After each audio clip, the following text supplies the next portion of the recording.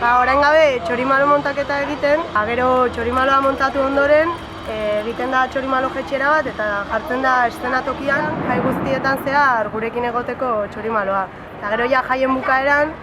plazan erdian erre egiten dugu, jaien amaiera irudikatzeko. Bestetik, arratsaldean badaukagu gote txapelketa, badaukagu pilota txapelketa,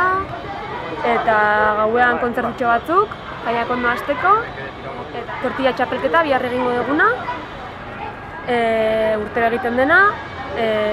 bestetik badaukagu baita ere marmitako txapelketa urtero egiten dena, eta gero horrekin herri bazkaria egiten da,